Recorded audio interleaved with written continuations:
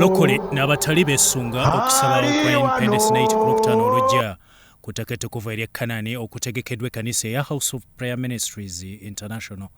Ababaka ba Paliamenti bakukunga okuba mu kusaba kuno nga nabo bakwesunga ku mulamwa ogwa Reclaim and Claim.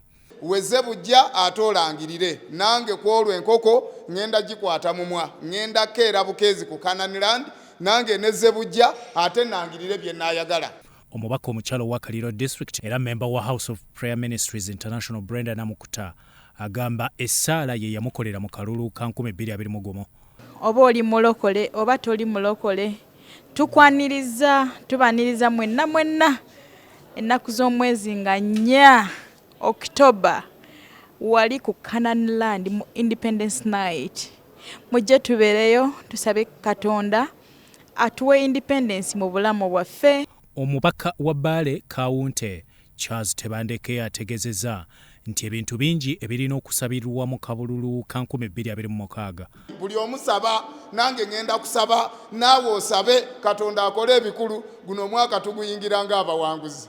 Omubaka wa Chuck North asaba Paul asabye ab'omu Tooro bonna okujjumbira okusaba kuno ku ttaka ettukuvu ery'e Kanani nga bano batufunira ku 9-3 Sorot FM Fort Portal ne ku Salt Media App.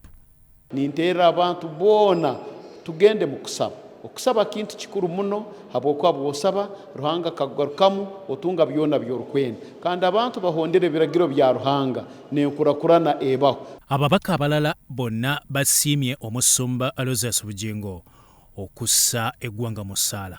Nyenda kusiima Pastor Bugingo habwokuba ateekanizeeho okusaba kunu okwihanga lyona okusabira Uganda n'okusabira itwe abantu ba Uganda korora itwena nitusobora kuba okurungi. Pastor Bugingo ninyenda kumusiima habw'okuteekaho programu egyo ey'okusabira ihanga lyona. Beera n'okukkiriza ennaku z'omwezi nga 4 October tubeereyo ffenna Mukama bampera omukisa. Njagala okoola Bannayuganda bonna Bannamasaka Bannampigi Bannamubende Busiya Boda Malaba Ntoroko ab'eggulu mwenna ne Bannakampala mwenna Mbarara Jinja Busoga Rujoni ffenna abeeruweero mbadde mbeerabidde Bugerere bannange Bannabbaale okubasembyayo kabadde kakodyo kwolwo ku Kananiland kitokota si kisaanikire tuboogenga abantu ne Mwoyo Mutukuvu abooge olwo Yesu atuyitemu mpola ng'akwata muntu ku muntu. Tukulinze ku ttaka ettukuvu ery'e Kanani ku Lwokutaano olujja nga 4 October mu kusaba okwa Independence Night.